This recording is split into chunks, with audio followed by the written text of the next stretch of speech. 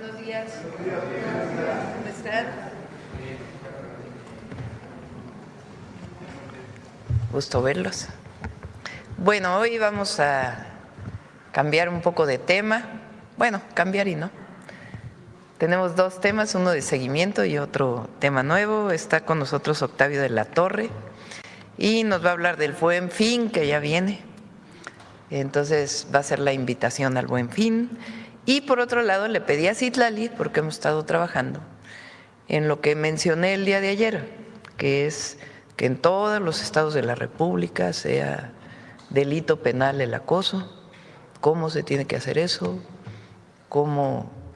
quién debe participar, qué es lo que estamos haciendo, y además de una campaña que, como les comenté, vamos a desarrollar a partir del 25 de noviembre, que justamente es el Día contra la Violencia hacia las mujeres. Bueno, vamos primero con Octavio y luego Citlali.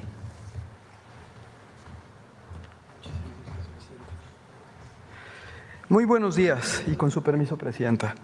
Este mes celebramos 15 años del Buen Fin, una iniciativa que nació desde el comercio y que se ha consolidado como la semana más esperada por miles de familias y negocios mexicanos.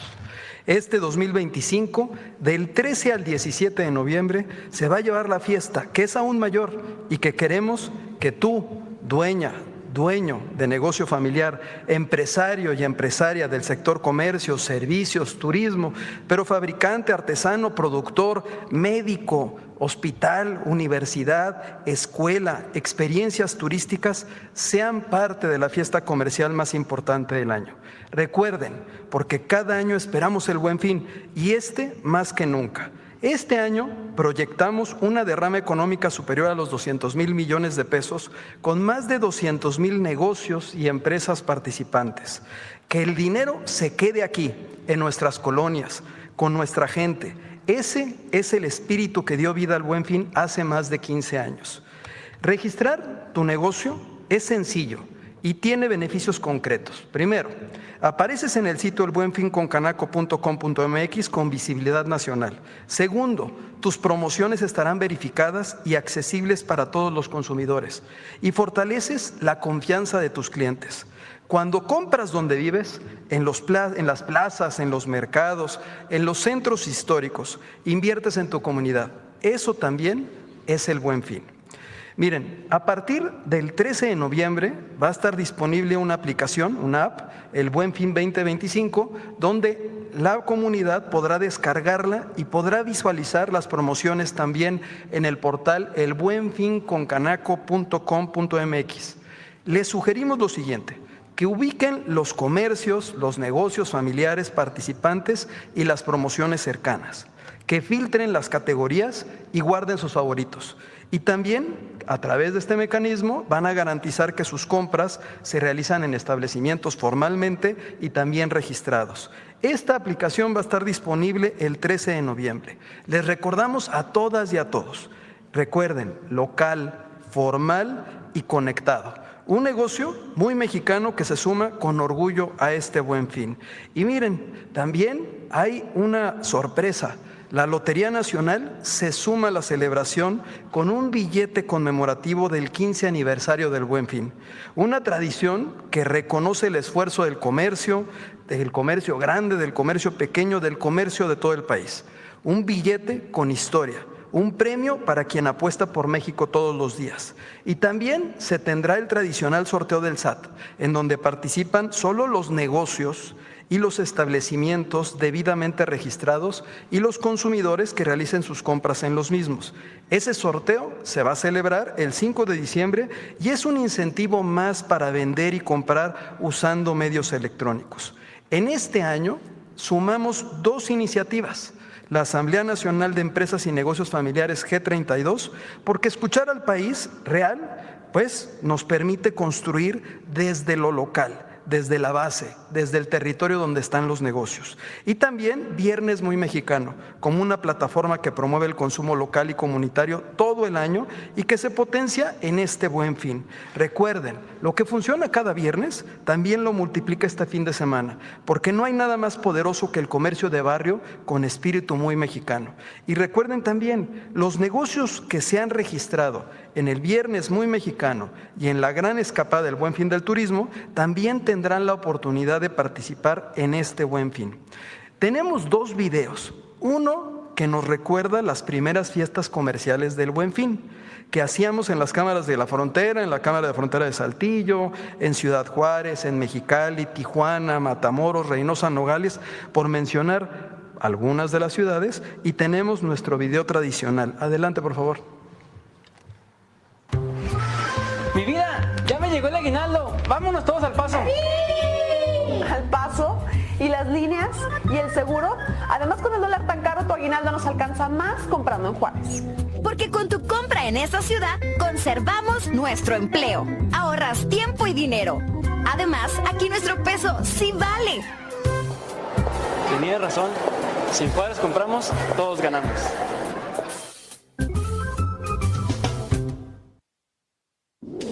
Es el momento de ahorrar más que nunca y consumirlo bien hecho.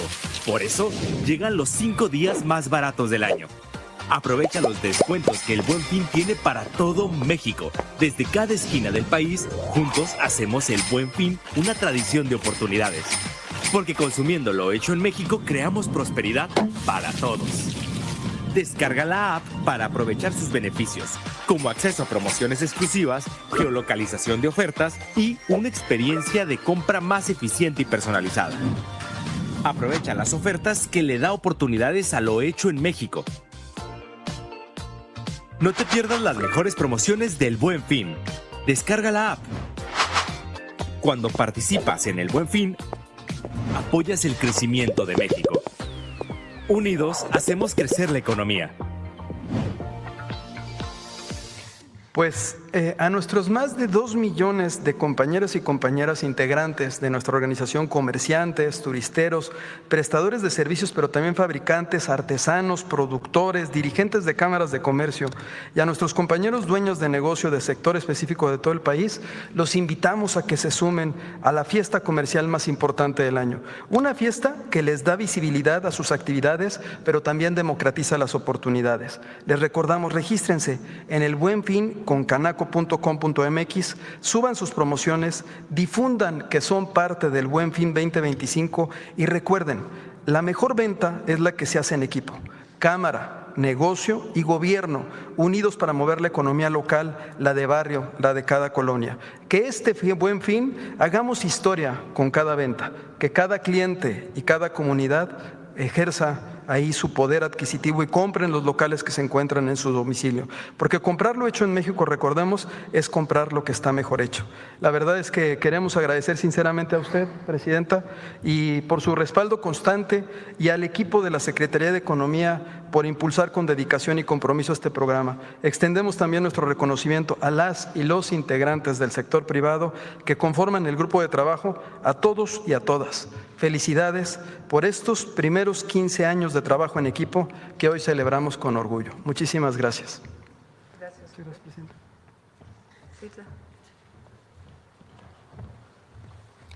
Gracias, buen día a todas, a todos. Con su permiso, Presidenta.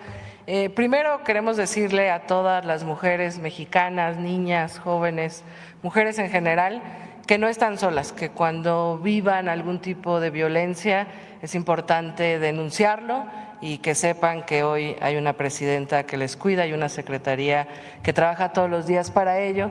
Y aprovechar, con su permiso, Presidenta, también para hacerles un llamado a los hombres, a que pensemos todas esas conductas, actitudes, acciones que han quizá se han normalizado con el tiempo y que en realidad son parte de estas expresiones machistas o que incomodan o que violentan a una mujer, y recordar que el abuso sexual es un delito. Queremos presentarles este plan integral contra el abuso sexual, de algunas acciones que hemos venido realizando en la Secretaría y otras indicaciones que la Presidenta, como ayer aquí lo informó, nos ha dado. Si le dan a la siguiente. Bueno, el objetivo es fortalecer toda la respuesta institucional, sobre todo en la atención y procuración de justicia hacia las mujeres, que las mujeres se sientan más seguras, que denuncien de manera mucho más ágil y por supuesto que también la sociedad abrace un cambio cultural donde podamos convivir hombres y mujeres de una manera distinta y con respeto. Siguiente. Lo primero, como lo hemos dicho, pues buscamos que el abuso sexual sea un delito grave, que sea sancionado en todas las entidades de la República. La presidenta nos ha solicitado buscar la forma en que las denuncias sean mucho más ágiles, que las mujeres puedan denunciar cuando viven algún acoso o abuso sexual de manera mucho más rápida y que se disminuya esa ruta cuando hay una denuncia, y estamos trabajando en ello para presentarlos aquí lo más pronto posible. Obviamente queremos pues fortalecer que esta denuncia busque la mayor protección de las mujeres. Siguiente. Bueno, nada más, digamos, para información, en el Código Penal Federal, en el artículo 260, el abuso sexual es considerado en varias, conceptualizaciones. Son los actos sexuales, manoseos o tocamientos obscenos que recibe una mujer, obligar a la víctima a presenciar un acto sexual o exhibir su cuerpo, tocamientos que representan actos explícitamente sexuales o que obliguen a la víctima a representarlos. Y en el Código Penal Federal hay dos agravantes: cuando hay violencia física en este abuso sexual, la pena es mucho más grande, y cuando esta violencia se ejerce a una persona, vulnerable o a una persona menor. En el Código Penal Federal la sanción es de 6 a 10 años de prisión y hasta 200 días de multa. Siguiente. Informarles pues que hemos realizado este primer mapeo, como la presidenta nos instruyó, de ubicar cómo está en los códigos penales o si existe en el Código Penal este delito. En 19 entidades federativas de la República existen amplios criterios, para fortalecer este delito con diversas agravantes. En cada entidad de la República hay diversas agravantes, que significa que si este abuso lo comete un servidor público es mucho más alta la pena, o las distintas situaciones en las que se comete. En 9 entidades de la República se tipifica, pero no necesariamente vemos fortalecido este tipo penal, y en 4 se tipifica, pero no se deja claro exactamente qué es abuso sexual. Entonces, lo que nos ha instruido la presidenta es, con esta revisión, buscar que los delitos sean en 4 entidades. Buscar que los delitos, que el delito de abuso sexual sea similar en todas las entidades de la República, para que la sanción sea contundente y para que las mujeres sepan que pueden denunciar cuando viven esta situación. Siguiente. Para ello, informarles que hemos venido trabajando desde que la presidenta envió las reformas constitucionales y locales que protegen a las mujeres y que garantizan hoy la existencia en diversas leyes para sus derechos, en la revisión, armonización y homologación de las leyes en cada entidad de la República, para que las mujeres tengan acceso a sus derechos de manera similar según en el estado en el que vivan, que muchas veces es dispar. Hemos trabajado con todos los congresos locales y con el Congreso Federal, y con la senadora Malú Micher y la diputada Anaís Burgos, presidentas de las comisiones de igualdad de las cámaras federales. Teníamos ya justo convocado para el 13 de noviembre una reunión con las presidentas de la Comisión de Género de cada entidad federativa para revisar en general otras leyes, pero priorizaremos ahora esta ruta de homologación o de tipificación de este delito. Siguiente. Aprovechar, hemos estado dándole seguimiento. La presidenta nos instruyó desde el primer momento en el que se aprobaron estas reformas que se armonice en todas las entidades de la República. Vamos a seguir dándole acompañamiento con los distintos congresos locales para que en todas las entidades federativas esta protección legal exista de la misma forma. Siguiente. Muchas gracias. Bueno, y el otro punto es justamente generar campañas que promuevan mayor denuncia. Muchas veces las violencias que vivimos las normalizamos o no sabemos que son violencia o no sabemos incluso que son un delito. Entonces, bueno, estamos construyendo esta campaña que nos ha encargado la presidenta para sensibilizar qué es violencia y cómo promover más las rutas de atención y de denuncia. Recordarles que tenemos la Línea Nacional de las Mujeres 079 opción 1 y estamos fortaleciendo los protocolos para que se atiendan, se canalicen de la mejor forma estos casos de abuso sexual y violencia que se reciben. Siguiente. El cuarto punto es fortalecer, justamente creo que es el mayor reto al que nos hemos enfrentado, que ministerios públicos, fiscalías, jueces, juezas actúen con perspectiva de género y con sensibilidad cuando una mujer acude ante dichas autoridades. Desde marzo firmamos un convenio con la Comisión Nacional de Tribunales de la República que convoca a todos los presidentes de los tribunales locales y estamos trabajando en la mano para esta mejor garantía de justicia. Y ahora, a raíz también de este plan, pues estamos buscando la Conferencia Nacional de Procuración de Justicia que reúne a todas las fiscalías de los estados para trabajar en que este proceso de denuncia sea más rápido, siguiente, y en poder capacitar pues al personal de dichos espacios o autoridades. Siguiente. Bueno, entonces buscamos capacitar, fortalecer, que exista formación especializada con ministerios públicos, fiscalías, jueces y en general todas las autoridades de procuración de justicia. Queremos convocar o vamos a convocar a las secretarías de movilidad y transporte de todas las entidades de la República para implementar protocolos contra el acoso, el abuso sexual, tanto en espacios públicos como en el transporte público, y queremos trabajar, como la presidenta en su momento lo hizo cuando fue jefa de gobierno en la ciudad, para capacitar al personal y a conductores de transporte público, que muchas veces este tipo de abusos ocurren en el transporte público y quizás a veces los operadores no saben cómo prevenirlo o no saben cómo canalizarlo. Siguiente.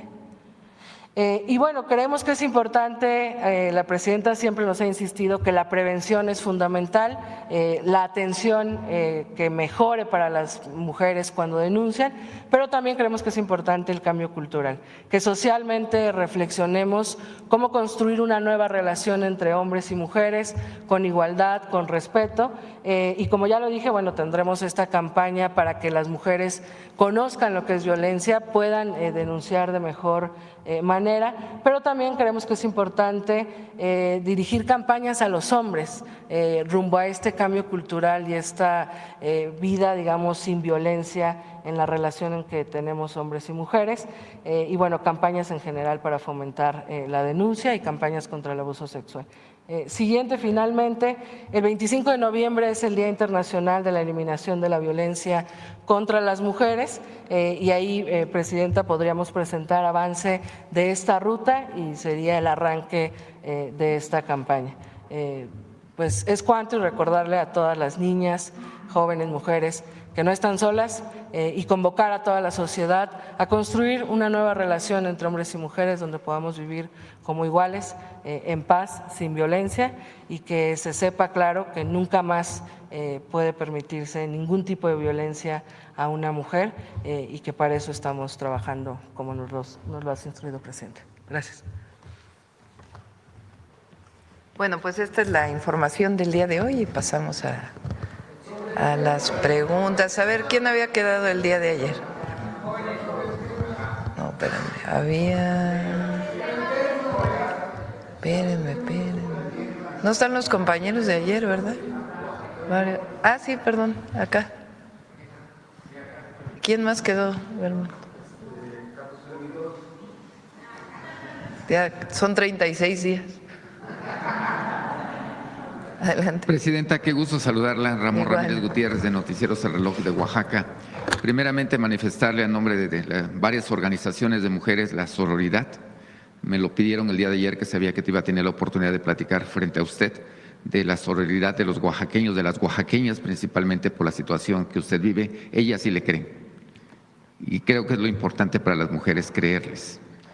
Y bueno, después de esto, presidenta, En Oaxaca seguimos la situación de los conflictos agrarios, pero resulta relevante una situación muy positiva que acaba de suceder el pasado fin de semana, que retornan en Guadalupe Victoria, del municipio de San Juan Juquila Mijes, después de 9 años de estar, muchas familias, 63 familias retornaron a su hogar.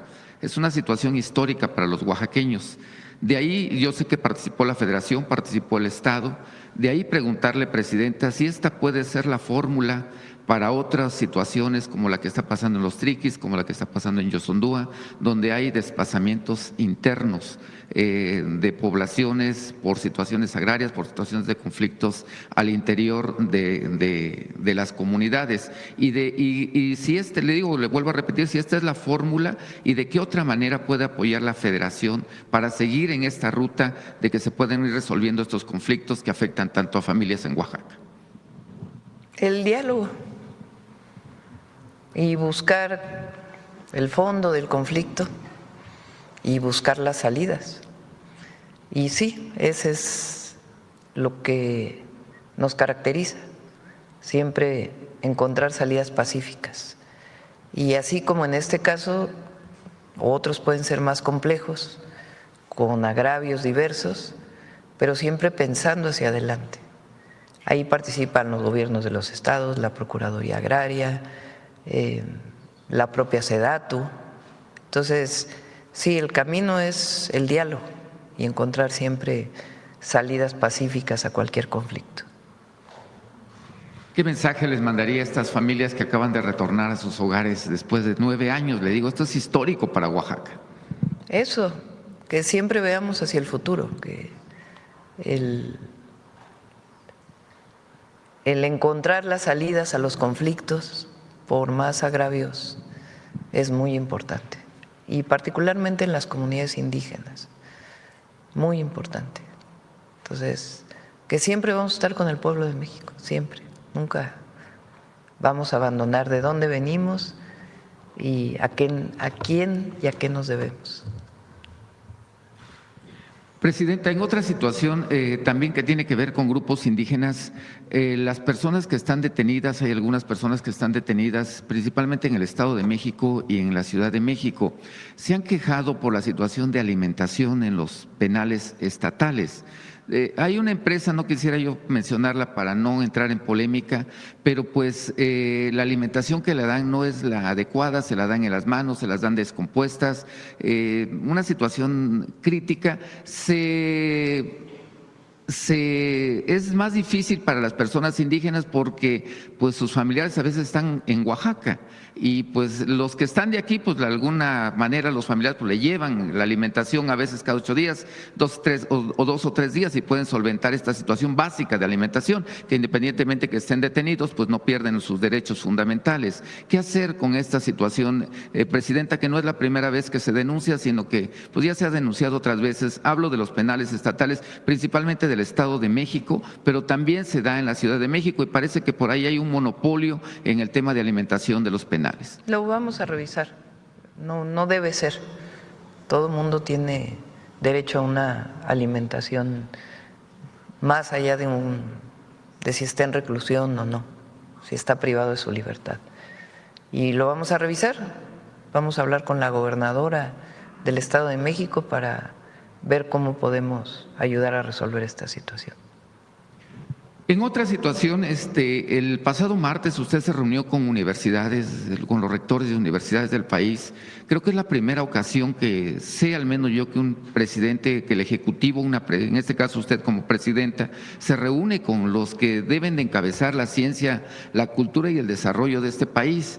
Fue muy interesante, pero preguntarle, ¿qué tanto se comprometen los rectores a innovar en la situación de educación en el país? Tenemos retos a nivel global que son la inteligencia artificial, los chips, la innovación tecnológica, el desarrollo social de particular en México, ¿no? En este caso con sus comunidades, con sus localidades que tiene tan particulares, pero también la situación que se da que a veces los rectores se quieren perpetuar en en el cargo.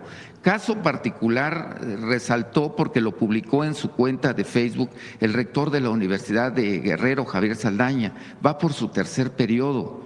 Y no solamente eso, sino que el Congreso le aprueba en forma general, no sé si tuviera dedicatoria para él, que se puede quedar otros años más, estaría 17 años en la rectoría, si es que se termina esto. ¿Qué hacer principalmente en la innovación, pero también para que los rectores, pues, en este país que no aprueba la reelección, pues, o usted cómo lo ve como presidenta, sobre todo desde su enfoque científico? Hay autonomía en las universidades estatales. Sin embargo, nunca es bueno la perpetuidad de ningún cargo. Tiene que haber renovación. Siempre es bueno eso. Pero ya le toca, pues, en algunos casos es elección, eligen directamente estudiantes, profesores. En otros casos son juntas de gobierno, en otros casos son elecciones indirectas, consejos universitarios, que a su vez son elegidos por estudiantes y profesores, pero siempre es importante la renovación. Ahora, el martes lo vamos a presentar aquí la próxima semana, un ejercicio muy interesante. Se llama la plataforma Saberes MX. Es una plataforma gratuita. El objetivo es que todas las instituciones de educación superior públicas puedan incorporar cursos de diferentes saberes, desde una clase de matemáticas, de álgebra, de cálculo, hasta aprender una lengua indígena, hasta cómo cambiar baterías de un vehículo, hasta aprender cómo se usa la inteligencia artificial, en fin, una plataforma muy diversa de saberes. Ya está lista la plataforma, ya está en línea y se va a ir alimentando. El objetivo es que de manera gratuita cualquier mexicano o mexicana pueda acceder a un curso. Y queremos que las universidades sean parte de ello. ¿Qué otro objetivo tiene? Hoy vamos a ir el Tecnológico de Tláhuac, porque vamos a presentar un curso de inteligencia artificial y manejo o administración de datos para jóvenes totalmente gratuito, presencial para 10,000 jóvenes y a distancia para el que se quiera inscribir. Ahora es muy común que la certificación del conocimiento no la den las universidades, sino empresas, que tienen su derecho a hacerlo. Sobre todo las empresas vinculadas con la informática o con el conocimiento de los datos, todas las empresas que conocemos, que son muchísimas. El objetivo es que también las instituciones públicas además de dar un título por haber estudiado una carrera universitaria, puedan certificar conocimientos, la propia institución pública. De tal manera que se abre el acceso al conocimiento para quien estudie en la universidad de manera presencial o en el tecnológico, en la educación superior pública, pero también en línea. Y que quien lleve un curso, lleve los exámenes del curso, pueda certificarse en el curso. Y eso abre la posibilidad para todas las edades. Si alguien de 70 años, 80 años quiere aprender a usar una computadora, pues ahí puede estar. O las nuevas técnicas de cómo subir un documento a una nube o cualquier otra cosa que hoy se desarrolle, o cómo usar la tecnología, pero también, como digo, aprender desde inglés hasta purépecha. Una plataforma grande de saberes, humanísticos, científicos, técnicos, de información, y que sean las propias universidades e instituciones públicas y la propia Secretaría de Educación Pública quien certifique estos conocimientos. De esa manera no solamente pues es en beneficio de la persona y el reconocimiento de la educación como derecho a su más amplio acceso, sino también pues que un joven se pueda certificar en determinado conocimiento que le permita acceder a un empleo distinto del que hoy, si no tiene esa certificación, no lo tiene. Entonces es un ejercicio muy importante y solo se puede hacer con la colaboración de las instituciones públicas. Si no, pues difícilmente un grupo lo podría estar haciendo.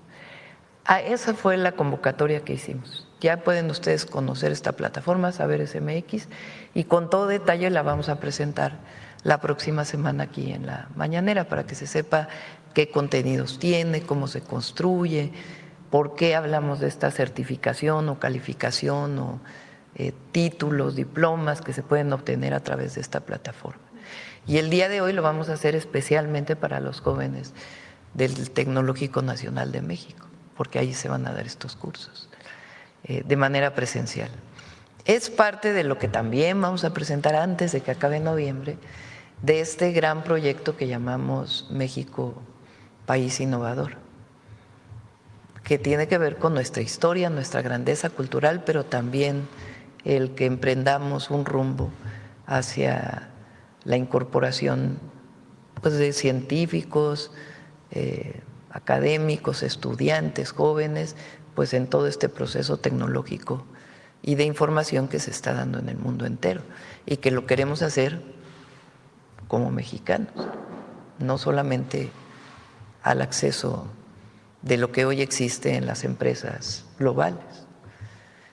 Entonces es un esfuerzo muy importante. Claro, aproveché para decirle a los rectores que hay que hacer austeridad republicana en todas las universidades, que si bien hay autonomía, pues es muy importante que no se destinen los recursos a más burocracia, a parafernalias del poder que había antes, a gastos suntuarios, a tener oficinas de representación en el mundo entero, que puede ser que tenga su objetivo, pero las actividades sustantivas de una institución de educación superior son la enseñanza, la docencia, la investigación y la difusión. Y ahí tienen que estar principalmente los recursos. Y acercarse a los jóvenes. Ha habido también un divorcio entre autoridades y estudiantes. Y es muy importante pues que se recupere, que escuchemos a los jóvenes y que les demos pues lo que necesitan, sobre todo, o en particular, hablando de instituciones de educación superior, a los jóvenes estudiantes, a las y los jóvenes estudiantes. Entonces, para eso fue la reunión. Gracias, Presidenta. Ya por último, pues nuevamente esperándola en Oaxaca cuando su agenda se lo permita. El día de ayer estuvo con agua con nosotros el titular y uno de los grandes retos también que se tiene a nivel nacional, y lo digo particularmente por Oaxaca, son las plantas tratadoras de aguas residuales. A nivel municipios, a veces a algún municipio no le alcanza, sobre todo en Oaxaca, que son 570, realizar su planta tratadora de aguas residuales, aunque tienen la intención de sanar a los ríos. Mi pregunta es si podría haber algún recurso por ahí extraordinario para poder aplicar tal vez a colonias, tal vez a agencias, hacer y sobre todo la situación de usted, que nuevamente resalto que es científica, apoyarse de alguna universidad para que tengamos innovación en plantas tratadoras de aguas residuales. Son muy costosas y muy difíciles de operar para los municipios las actuales que se están realizando y por lo consiguiente pues no son a veces viables económicamente. Pues que ojalá lo pudieran considerar en el presupuesto 2025. Hablo por muchos municipios, lo sé que me están escuchando, pero particularmente por Tlaxiaco, donde se necesita urgentemente una planta tratadora de aguas residuales. Sí, no hemos ido a Tlaxiaco, vamos a ir pronto, pero desde Coahuapan, que cuando fui ahí justamente nos pararon, cuando nos paramos ahí en Coahuapan se acercaron, me bajé ese día de la camioneta y justamente una de las cuestiones que pedían eran las plantas de tratamiento para evitar la contaminación a los ríos y también pues eso significa mejor acceso al agua potable. Y entonces estamos haciendo un programa de plantas de tratamiento justamente en la zona. Tienes razón, no solamente es la construcción de la planta, sino la operación, que a veces es muy cara para el municipio y se abandonan. Entonces también es parte del proyecto. ¿Cómo vamos a hacer que esas plantas sean financiadas para su operación? Que tiene que ver pues con que a lo mejor no sean parte de la operación municipal, sino ya de la operación estatal junto con Conagua. Entonces es parte del trabajo que se está haciendo, particularmente en la zona mixteca de Oaxaca. Gracias, presidente. Vamos, ¿quién más? A ver, el compañero que lleva 36 días sin preguntar. Presidenta, con su servidor Carlos Pozos, reportero de la Molécula, pues efectivamente 35 porque me está dando usted la oportunidad. Mil gracias. Bueno, Presidenta, inicio con una pregunta del sector energético en donde LM Noticias tiene cierta especialización. Resulta que hay un conflicto entre TransCanada o TC Energy con la comunidad agraria de Temoris. En una investigación de LM Noticias y de acuerdo al expediente 1064/2017, hay un amparo concedido y firme que obliga al Tribunal Unitario Agrario a ejecutar forzosamente una sentencia. En acatamiento a dicho amparo del 16 de marzo del 2023, se ordenó que las cosas volvieran a su estado como estaban antes de la instalación de un gasoducto, es decir, que la empresa debió haber retirado un gasoducto de tierras de uso común de la comunidad agraria de Temoris. La empresa no ha querido cumplir con esa disposición y todo parece indicar, y subrayo, todo parece indicar que hay una cierta complicidad entre la Comisión Federal de Electricidad y la Secretaría de Energías, porque pues argumentan que el tubo no se va a sacar de ahí porque es de funcionamiento de seguridad nacional. La comunidad agraria de Temoris solicita el pago de 200 millones de pesos como lo señala la sentencia. La pregunta es, Presidenta, ¿qué le responde a todos los habitantes de la comunidad de Temoris que llevan 10 años viendo violar sus derechos humanos y agrarios? Ellos confían en usted y esperan el cumplimiento de la sentencia favorable hacia la comunidad. En su desesperación, Presidenta, advierten que de no cumplirse con esa demanda, bloquearán la zona para impedir que se siga explotando e incumpliendo con la sentencia. ¿Cuál sería su respuesta? Igual que en el caso de los conflictos agrarios, tiene que haber diálogo. Se requieren gasoductos en el país. Este gasoducto tiene muchísimos años. Y, por ejemplo, tenemos planteado que la planta de Tula, que usa combustóleo, que contamina mucho, pues sea de gas natural. Entonces hay que llevar el ducto de gas natural hasta ahí. No se pueden hacer los proyectos como se hacían en el pasado, en contra de las comunidades. Tiene que ser con las comunidades. Lo que ha habido ahí pues es un agravio de la época, como tú bien dices, son hace 10 años, en donde lo que se quería era pasar contra las comunidades, no hacerles caso y solamente darle la razón a un gasoducto contratado para que lleve gas natural a una termoeléctrica. Entonces lo que tiene que haber es diálogo, sentarse. Si no pasa por ahí, ¿por dónde puede pasar el gasoducto? Entonces ese es lo que les digo, que no vamos a pasar nunca por encima de una comunidad indígena, jamás. Para eso además hay consulta indígena o consulta pública, y lo que se tiene que hacer es hablar y decir qué necesidad tenemos. ¿Es factible que pase por aquí? No, no es factible que pase por aquí. Bueno, ¿por dónde puede pasar? Para que la comunidad de Tula, los habitantes de Tula se puedan beneficiar de una planta que tenga gas natural, o que los habitantes del sureste se puedan beneficiar de que haya gas natural. Entonces, nunca pasar en contra de las comunidades, sino sentarse a platicar. Ahora, cuando ya hay una sentencia, pues hay que revisar la sentencia. Pero lo que hay que establecer son las condicionantes para que pueda haber el paso de uno u otro acción que beneficia a otra población. porque así es en este caso. Y siempre se puede lograr. Yo estoy convencida que siempre se puede lograr cuando no actúas en contra de una comunidad. Claro, muy distinto a cuando es un beneficio privado, que también hay que hablar con las comunidades cuando hay un proyecto privado, si se quiere o no se quiere. Nunca actuar en contra del pueblo y buscar siempre un diálogo para que otras comunidades que se van a ver beneficiadas y requieren un derecho de paso, pues pueda hacerse un diálogo y ver de qué manera sí se puede hacer, sin pasar nunca de manera autoritaria en contra del pueblo. Gracias por su respuesta. Presidenta, no tuve la oportunidad de preguntar sobre el tema de la tormenta atípica. El antepasado viernes usted en este ejercicio de comunicación circular nos dijo que son perfectibles los alertamientos de tormentas y huracanes. El doctor Luis Roberto Acosta, él es mexicano, pero él es director del Climate Institute y ha venido trabajando con los sistemas de cómputo satelitales más avanzados que permiten anticipar con gran precisión eventos climáticos como los ocurridos los días 10 y 11 de octubre en nuestra República Mexicana. De hecho, el doctor trató, Roberto Acosta, de advertir sin éxito de la catástrofe. Estos modelos fueron desarrollados por las más importantes instituciones del clima como la NOAA, que es la Oficina Nacional de Administración Oceánica y Atmosférica de Estados Unidos, y de la Universidad de Colorado.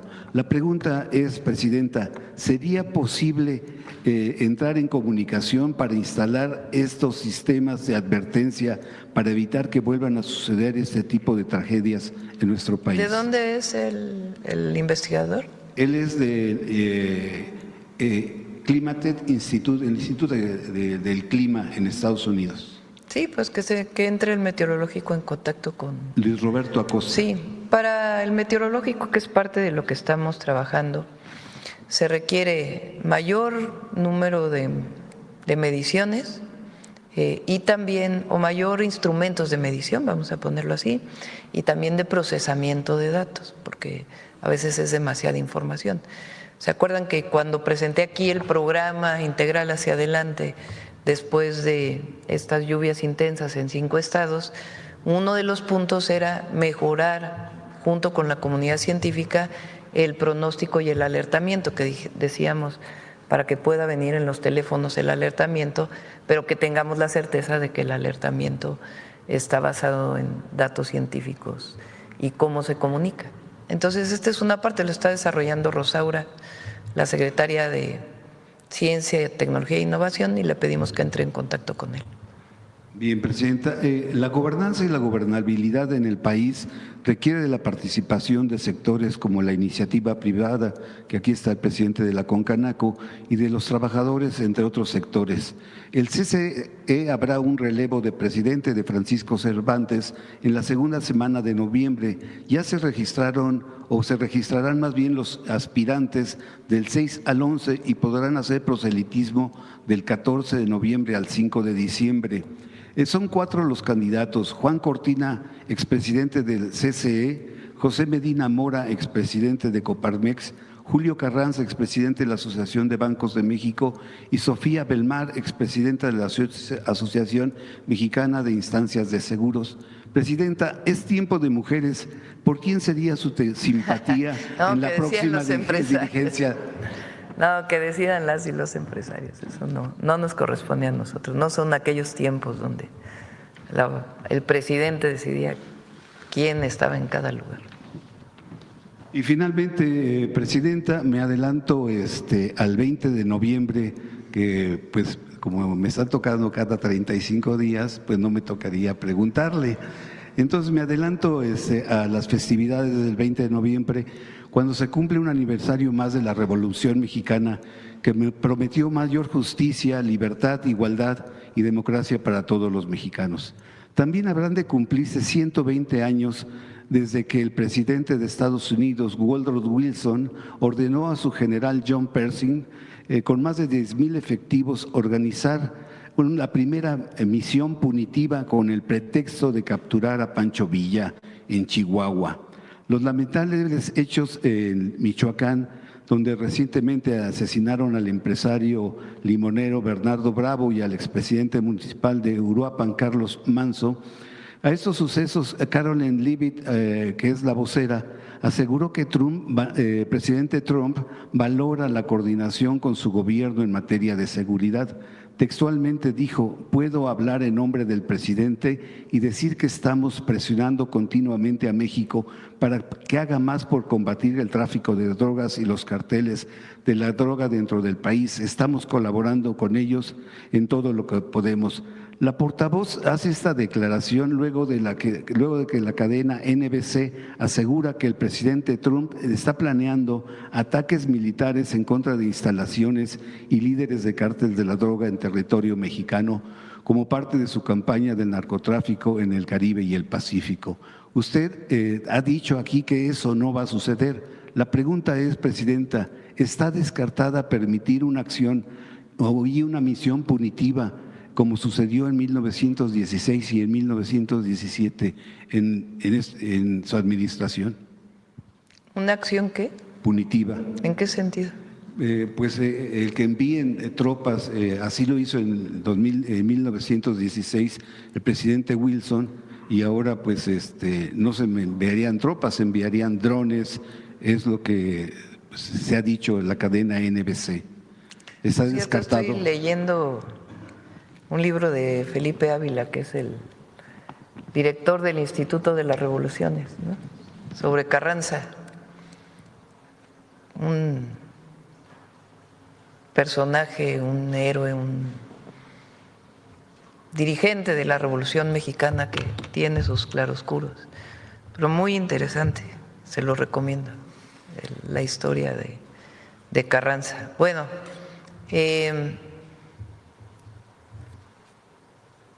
no va a haber intervención de los Estados Unidos. No va a haber. Sencillamente porque hay un pueblo unido en contra de cualquier injerencismo, intervención. Porque ningún mexicano o mexicana, más que unos cuantos, que son la absoluta excepción, no quiere que haya intervención ni injerencismo.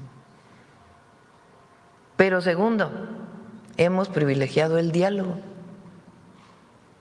y tenemos un marco de entendimiento con el gobierno de los Estados Unidos, que no incluye bajo ninguna circunstancia el injerencismo, la intervención, sino la colaboración y la cooperación. México es un país libre, independiente y soberano. Y así debe ser. Los principios con los que se negocia con cualquier gobierno extranjero parten siempre en nuestro movimiento y a quien representamos, que es al pueblo de México, de la no intervención. Además, ya lo dije una vez aquí, si llegara a haber una amenaza real que no tenga que ver con estas filtraciones o supuestas filtraciones, porque ni filtraciones son, en algún medio internacional, pues tenemos el himno nacional, ya lo dije. Un soldado en cada hijo te dio. Muchas gracias, Presidenta, por la oportunidad.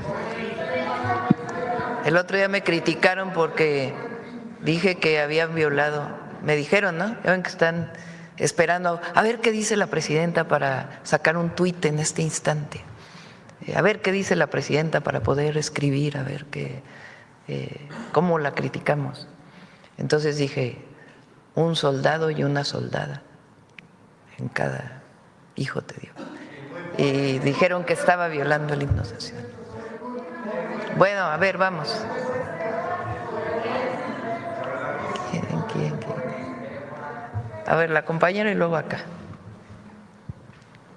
Buenos días, Presidenta. Yaret Arcinega, de Revista Fortuna. Aprovechando que está aquí la secretaria Citlali y que también está Educación, preguntar si en esta parte del cambio cultural se estaría pensando en implementar algunas materias y talleres desde la educación básica para hacer una deconstrucción pues más de fondo para concientizar a los niños sobre esta parte de la violencia, del acoso, de toda esta parte de entre géneros.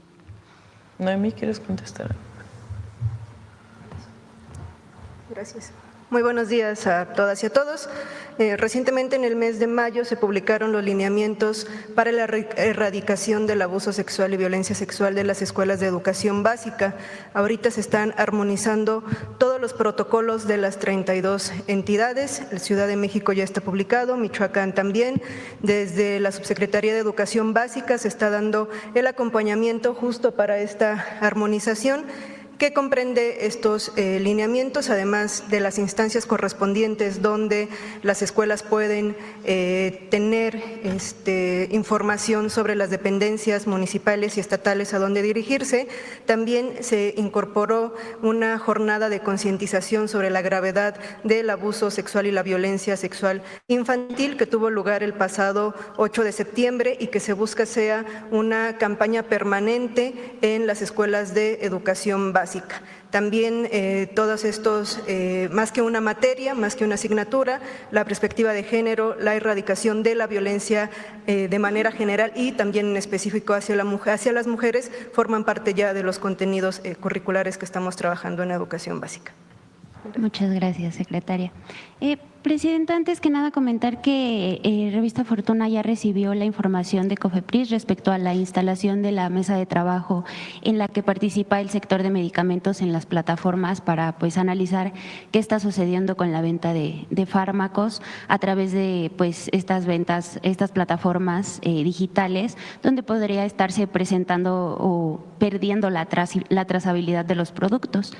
También investigamos las propias plataformas digitales y los marketplace, tienen denuncia de fraudes, pero al parecer la venta de medicamentos podría ser también simulada como entre particulares. Nada más agradecer la información y decir que seguiremos con el tema, Presidenta. Sí, vamos a darle seguimiento, es muy importante. Muchas gracias, Presidenta. En otro tema, en estos días en los que se aprovecha el enrarecimiento del ambiente para tratar de potenciar cualquier enfoque negativo sobre las políticas públicas que aplica este gobierno, queremos preguntarle sobre el supuesto recorte a los institutos de salud como el de nutrición, considerado uno de los centros médicos y de investigación más importantes de México y de América Latina. Preguntarle, Presidenta, si este recorte se consolidará, ¿cómo se explica esta decisión con la operación del IMSS Bienestar y qué le diría a aquellos mexicanos que están preocupados porque consideran que se va a dañar uno de los niveles hospitalarios más de alto nivel al que los mexicanos y mexicanas sin seguridad social podrían tener acceso? No hay recorte, no hay recorte. Salud es de las áreas o de los sectores que más aumento presupuestal tiene. El tema es que se cambió la manera en la presentación de los datos. Entonces puede llegar a parecer que los institutos nacionales tienen menos presupuesto, pero en realidad los presupuestos vienen de otros fondos. ¿Por qué se hizo este cambio? Para facilitar y disminuir la burocracia.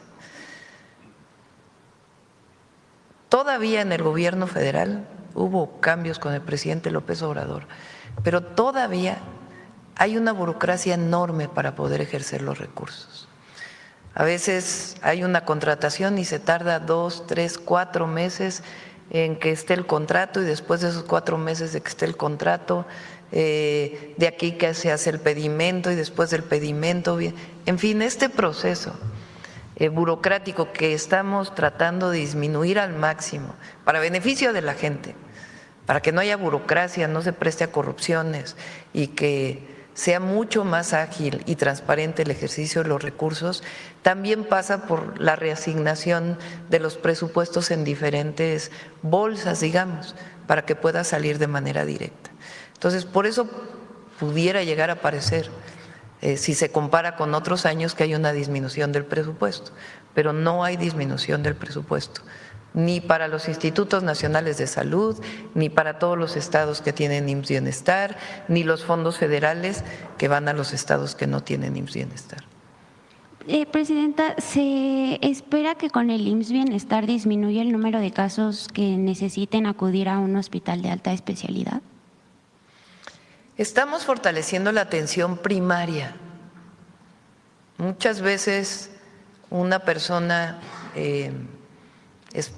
no va a citas continuas con el médico o tiene algún padecimiento y se automedica para no ir al centro de salud, o a lo mejor no fue bien tratado, sencillamente no hay cuidado en su salud y después tiene problemas.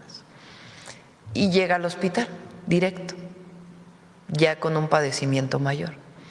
Entonces, nuestro objetivo es fortalecer, claro, también los de alta especialidad, pero que la atención primaria, ahí donde puede haber prevención, atención adecuada, en el momento adecuado, algún padecimiento, alguna enfermedad, se trate desde el primer nivel.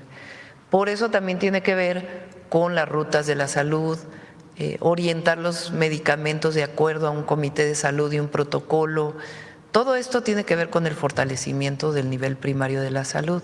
Ahora, tanto en las unidades de medicina familiar del IMSS, las clínicas del ISSSTE y los centros de salud del IMSS Bienestar, estamos buscando lo que llamamos los centros de salud de atención ampliada, que tengan un pequeño quirófano, que tengan 2 o 3 espacios para poder tener una estancia más larga, de tal manera que la atención pueda ver con enfermedades, padecimientos o incluso con partos no complejos que puedan ser atendidos directamente en el centro de salud y que no se tenga que ir al hospital general. Entonces, sí hay una orientación en nuestro gobierno a fortalecer la atención primaria de la salud. Incluso el ISSSTE, por ejemplo, tomó la decisión de hacer más consultorios, no el centro de salud completo, pero pequeños consultorios con su pequeña farmacia que puedan atender en las comunidades más apartadas a los maestros, a las maestras que forman parte del ISSSTE. Entonces, sí es parte del programa que hemos venido presentando. Muchas gracias, Presidenta. En otro tema, Presidenta, hace algunos meses en una entrevista con Revista Fortuna, el presidente del COMCE, del Consejo Mexicano de Comercio Exterior, Sergio Contreras, nos dijo que en un país como México, con una extensión territorial de 2 millones de kilómetros, el desafío de la seguridad pues no es menor y que si bien los empresarios les gustaría seguir observando acciones contundentes en materia de combate a la delincuencia para aumentar los volúmenes de producción y exportación, reconocen que el país pues ha demostrado una gran resiliencia y que a pesar de todos los problemas pues sigue creciendo. El problema, nos dijo pues el presidente del COMCE, es que los shocks de violencia distraen a los empresarios, quienes a veces tienen que dar pasos atrás y reinventarse. Presidenta, ¿qué les diría a los empresarios que sí están invirtiendo en México, que luchan todos los días frente a pues la intención de distraerlos, argumentando que no se está avanzando en materia de seguridad? El martes vienen, como lo he mencionado, vamos a presentar los resultados de los índices delictivos en México. Son datos duros que se registran en las fiscalías de los estados y en la Fiscalía General de la República. Ahí ustedes van a poder ver pues la tendencia en homicidio doloso, en robo de vehículo. Por supuesto que situaciones como la que se vivió del homicidio del presidente municipal de Uruapan, de Carlos Manzo, pues evidentemente nos alertan y hacen que fortalezcamos nuestra estrategia de seguridad. Pero hay muchos delitos que vienen a la baja. Entonces, es importante escuchar a todos los sectores, ver qué planteamientos hacen, en dónde hay problemas, pero también es importante darle seguimiento a la estrategia que hemos definido y cómo van los indicadores en distintos lugares de la República. Entonces, si quieren el martes podemos abundar más en esto. Y los escuchamos, porque escuchamos a todos. Yo recibo a mucha gente en Palacio Nacional y cuando salgo también escucho a muchísimas personas, desde una comunidad indígena hasta los empresarios de mayores recursos económicos de nuestro país. Escuchamos a todas y a todos y buscamos, si son solicitudes claras, atenderlas en todo sentido. Pero el martes vamos a presentar los resultados de la estrategia. Muchas gracias, Presidenta. Por último, si nos permite, se nos permitiría dejarle o entregarle nuestra revista que sí. En algún momento le comentamos y que nos dijo que le gustaría leer claro el artículo. Muchas gracias, Presidenta. Gracias. Bueno, a ver. Ah, dije acá, ¿verdad? Perdón. Gracias. Buenos días, Arturo Pavón, de Efecto Colateral. Presidenta, preguntarle antes que nada sobre lo que habló la secretaria Citlali de las agravantes.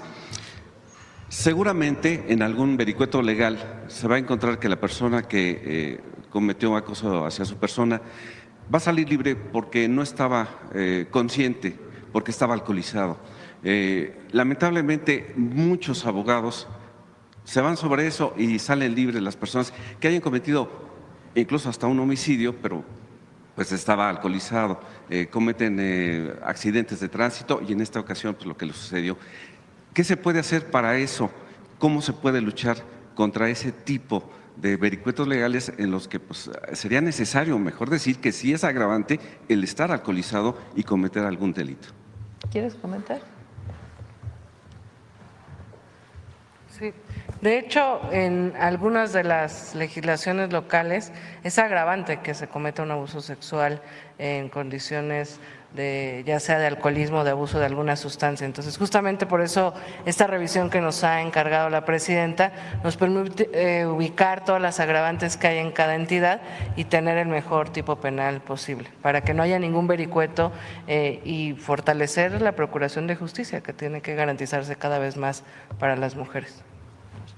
Muchas gracias, secretaria. Mi segunda pregunta es, ayer estuvimos en conferencia de prensa con el gobernador Alejandro Armenta. Él mencionó que ya tienen localizados algunos terrenos donde se van a reubicar las comunidades que lamentablemente pues, fueron dañadas, pero ahora lo complejo va a ser quitar el arraigo de esas personas a esos lugares. Ya no pueden regresar porque hay deslizamientos constantes, estaban a las veras de los ríos y seguramente habría peligro otra vez. Entonces, ¿qué se les puede decir? ¿Usted qué les diría como presidenta a estas personas para que accedan a reubicarse en otros lugares? Y en este caso, ¿de dónde salía el presupuesto para las nuevas viviendas? Porque no entrarían en el presupuesto del Infonavit. ¿Cómo sería este presupuesto? Aprovecho para informar, ayer lo dije, pero lo insisto para que nos escuchen, sobre todo en los 5 estados en donde hubo personas damnificadas. Hablo de Veracruz, Hidalgo, Puebla, Querétaro y San Luis Potosí. El lunes 10 inicia la distribución del segundo apoyo a través del Banco de Bienestar. Entonces, para que estén pendientes, se les envía, como todos tienen su teléfono, se les envía un mensaje vía telefónica para decirles en dónde se van a dar, dónde van a estar las mesas de bienestar y del Banco del Bienestar para poder dar el segundo apoyo. El primer apoyo ya se dio, quedan solamente 3 localidades que todavía no tienen acceso carretero en Hidalgo y que se sigue trabajando.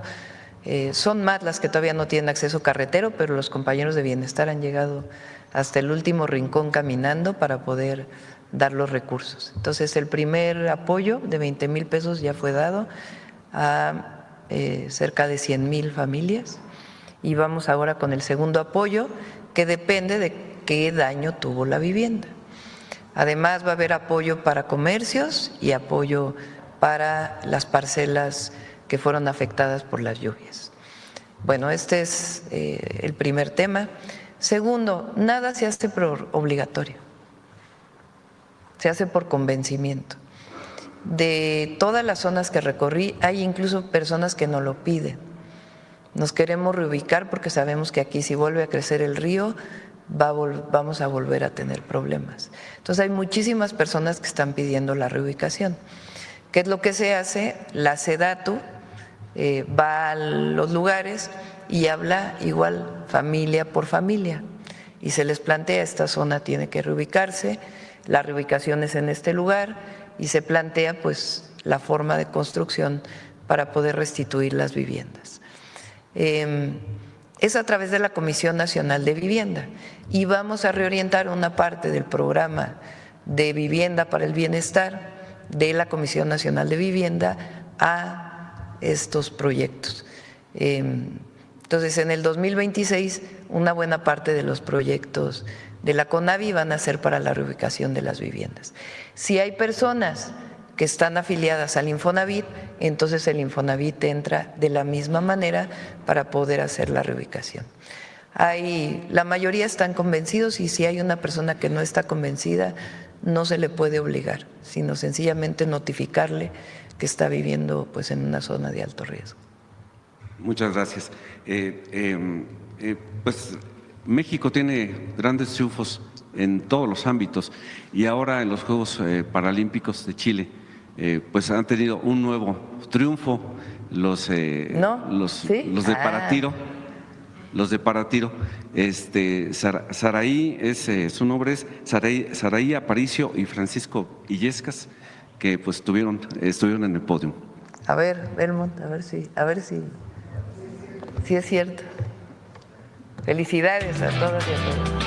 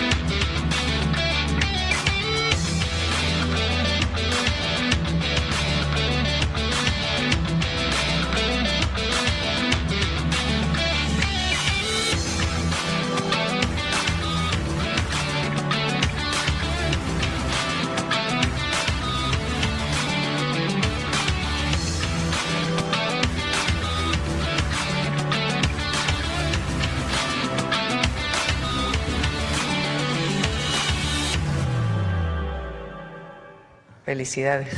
Un aplauso.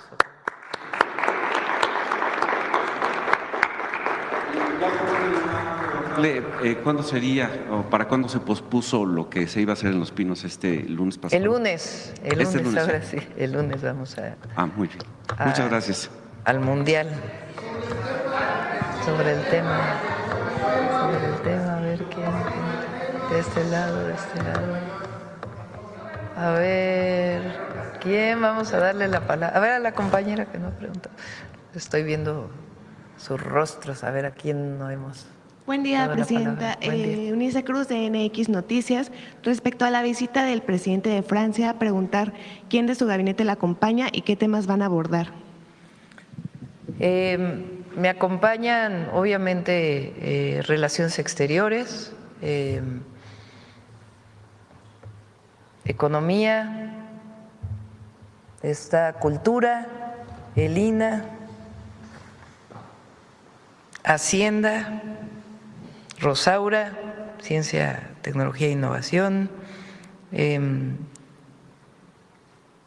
viene obviamente la embajadora de México en Francia, Blanca Jiménez, José Alfonso, lo invitamos a que nos acompañe. Ese es el equipo. Y respecto a los temas que van a abordar. Va a ser primero se hace el recibimiento, después hay una reunión privada. Repito, a nosotros nos interesa mucho el envío de un códice. A ver, ¿por qué no explicas? José Alfonso, ya lo habías explicado una vez, pero la importancia para México del envío de este códice. Vamos a hablar de relación económica, de el acuerdo comercial que se renueva en el 2026 con la Unión Europea y cómo va a participar Francia, esencialmente, y colaboración en temas de ciencia, cultura e innovación. Adelante. Gracias, Presidenta, con su venia. Buenos días a todas y a todos.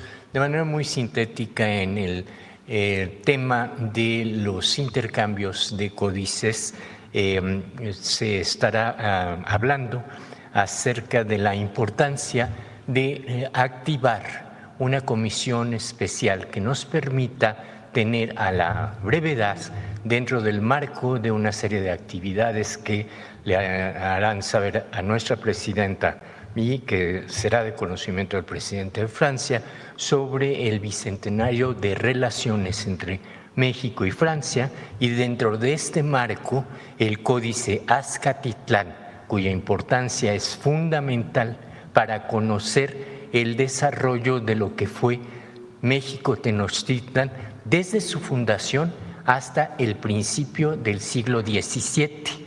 Allí vamos a conocer quiénes eran los gobernantes mexicas que permanecieron después de la conquista como titulares de los 4 barrios y de Tlatelolco, qué tipo de actividades hacían.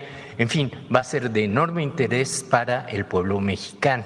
En cuanto al Códice Borbónicus, ese sigue otra ruta que es la legislativa.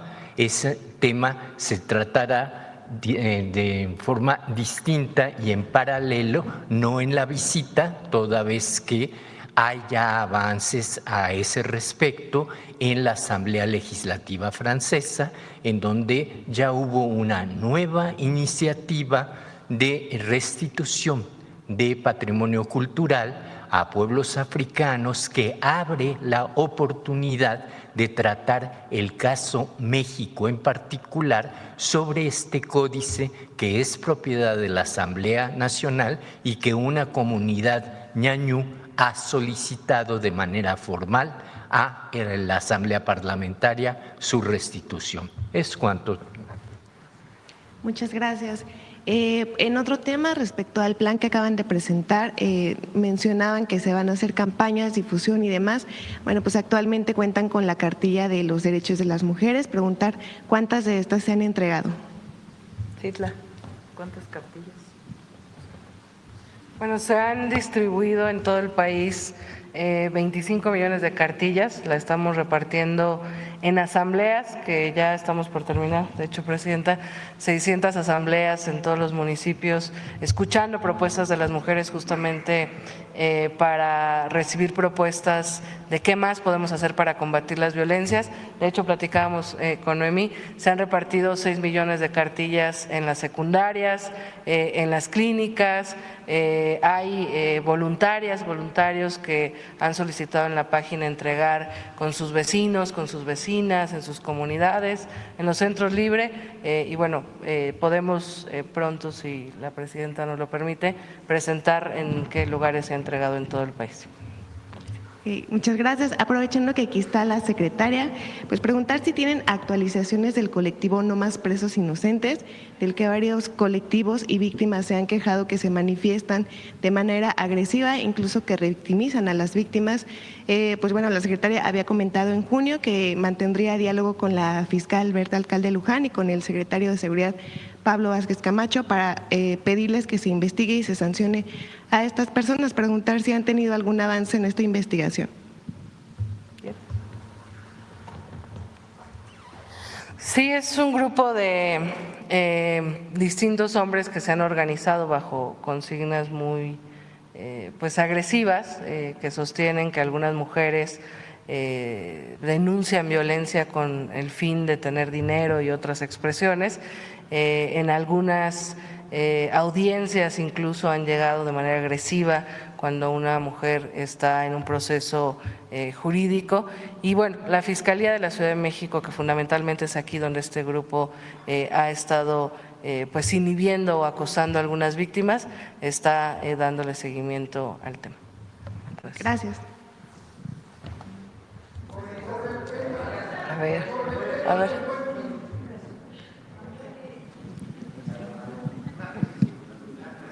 Buenos días, Presidenta. Buenos días, Eduardo Esquivel Ancona, de Domo de Cristal.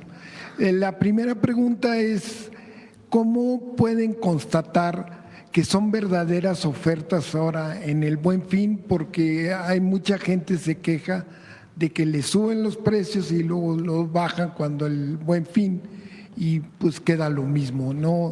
¿Cómo pueden constatar que es de verdad una oferta para este Buen Fin y los consumidores estén ciertos de que es oferta?